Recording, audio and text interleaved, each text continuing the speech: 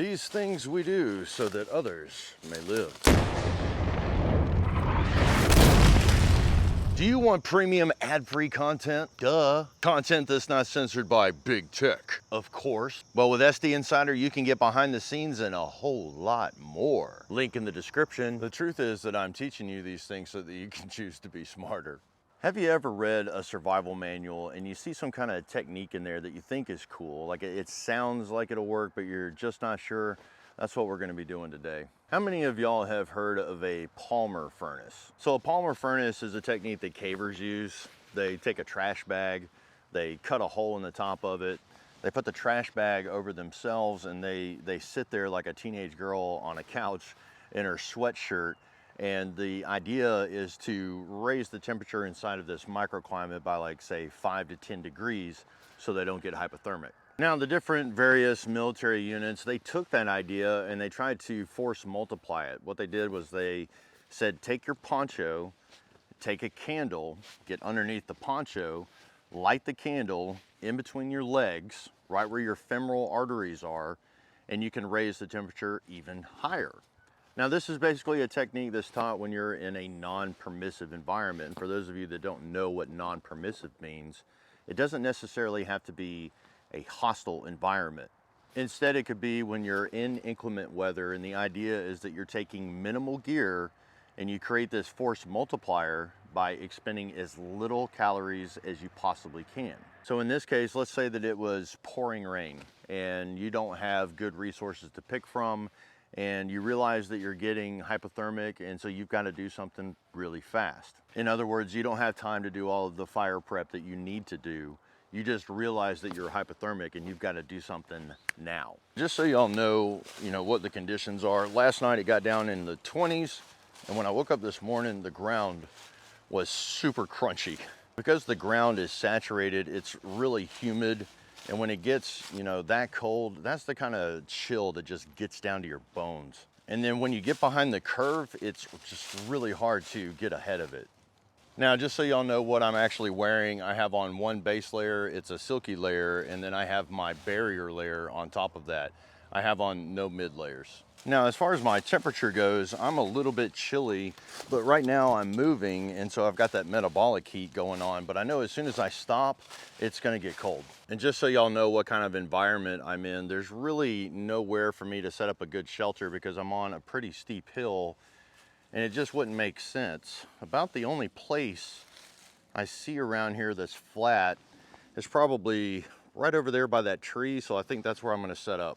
So yeah, this is a non-permissive environment here. There's just no good place for me to put up a shelter, and so our best hope is gonna be to just basically lean up against this tree, and I'm hoping that we can take this technique and give it a shot, see if it works. Now, this is a technique that Jason and I have showed you multiple times. A lot of times we'll just literally lean up against a tree.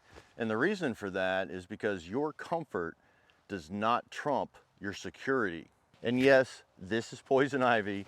I'm not allergic, but if you are, you should be careful. All right, now I intentionally left everything else back at base camp. Literally all I have brought with me is a rain poncho. And then in here I have just a standard Yuko candle. And in my pocket, to keep it warm, I have just a standard Bic lighter. Now, what I'm gonna do first is, another enemy of yours is conduction. So what I'm gonna do is I'm gonna use my backpack as a barrier layer from the ground to try to keep myself a little bit warmer. So anywhere that you can cheat like that, there's absolutely no cheating in survival. Do as much as you can with what you have available. Now, for those of you that don't know, you can actually use a Bic lighter as a temperature gauge. If you left this lighter out, it wasn't on your person, it won't light below 30.2 degrees. The best way to carry one of these lighters is on your person, in your pocket, so that it stays warm, so that when you need it, it works. So now what I'm gonna do is I'm gonna take the snaps on my poncho and I'm gonna go ahead and snap them together, just like this. And now we have something that we can get underneath that's gonna close in that microclimate.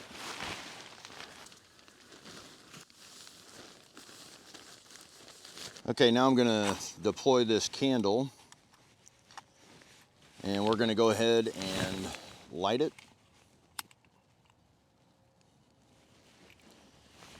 Let's raise up that shield.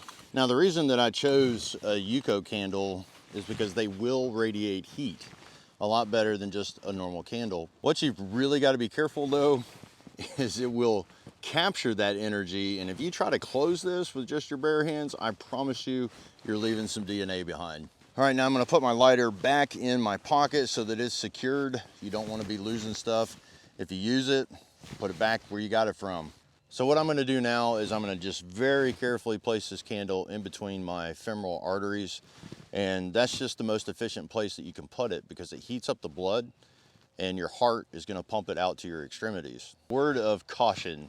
Let's say that this was an SHTF scenario and you sat down after you've been walking for multiple days, you're tired, you're hungry, and as soon as you sit down, your body's gonna say, okay, we're finally safe, we're getting warm, it is time to go to sleep. Now that could be bad because you're basically trying to manage a flame underneath this tarp. And the last thing you wanna do is for this thing to fall over, you catch the leaves or your clothes on fire. This isn't necessarily a technique that you would use if you needed to sleep. This is a technique if you needed to get warm. Now let's talk about force multipliers past what the military suggests. One place that you lose a lot of heat is through your neck and through your head.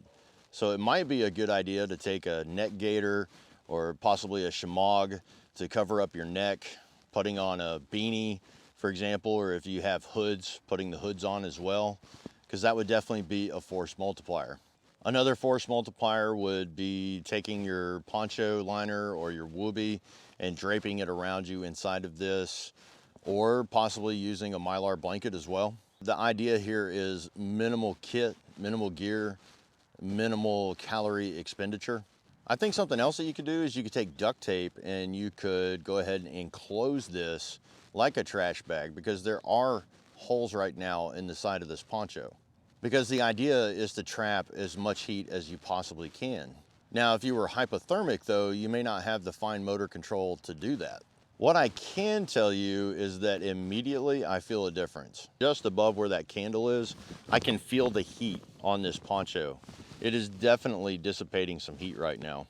What's really nice is I can put my hands right here in the middle and I can definitely feel the heat coming up from this lantern. Now, if it was really cold, the temptation might be there for you to actually put your head underneath this. But that would be bad because of carbon monoxide. Unless you had enough ventilation to go with it, I wouldn't suggest you do that at all. Make sure that your head stays out of this shelter at all times. Plus, an advantage to this is that now you have the visibility to see what's going on around you. This is actually surprising me. This is actually working really well. And depending on what candle you actually had, you could do this for an hour up to 8 hours, depending on the candle. As a matter of fact, I am really comfortable right now. It's getting warm in here. I can definitely feel the difference. And I wish I had a thermometer right now so that I could test the difference between ambient temperature and what's going on underneath the poncho. The problem with that, I think, is that the heat is not evenly distributed through this type of shelter. And so I think wherever I put that thermometer, I would just, I would have to average it out. But if I had to guess, I would say somewhere in the neighborhood of 10 to 20 degrees difference for sure. And if it was super cold and windy and rainy, I'm sure the results would not be as good as they are right now because the sun's coming up and I'm actually getting some heat from the sun as well. But that's something else that you need to think about as well. If you're facing south, that's gonna help warm you up. Now I gotta say, I was thinking that this might take, 20 minutes or something like that, but I can say within 5 minutes, I could definitely tell a difference. And so I've gotta say, yeah, this is tactically efficient. I mean, you could do this, warm yourself up a little bit, catch your breath, etc. Put your stuff back in your pack and head on. I'm completely satisfied. I'm gonna go ahead and get out of this and I'm gonna try to blow this out and not touch the top of it. Now let's see if I can put this down without actually touching the top. Yes, I can. So now I can be safe. Oh, it's not all the way down. There we go. Now it's all the way down and I can put this off to the side and not have to worry about it. That was awesome. This technique actually works. I'm actually really impressed with this. This technique actually works better than some of the other techniques that I've employed in the past. And that just goes to show you that every now and then, if you read something in a survival manual or a survival book, or you see something on YouTube, go out in the field, try it out, see how it works. Because literally in a matter of seconds, you can be warm. And in a matter of seconds, this is cooled down, and now I can put this back in my pack, zip it up, secure everything, take a quick inventory. Yeah, I've got my lighter, I've got my candle, I've got my poncho, I've got my backpack. Now, I can go ahead and throw my pack on, and I can get out of here. So as far as this being effective, I'm in 100%. Now it's your turn. If we have any veterans that are in the audience, I want to get your feedback. I want to know, when did you use this technique? When did you employ it? What was the environment that you did it in? Maybe you weren't military. Maybe you were just, trying this out because you read it in the SAS survival manual or the US Army survival manual. Maybe you're just a backpacker and this is a technique that you've used when you were on the trail using minimal gear. And I am all about lightweight gear and the ability to do more with less. So like, share, subscribe, hit that notification bell, and until next time, keep fueling those fires.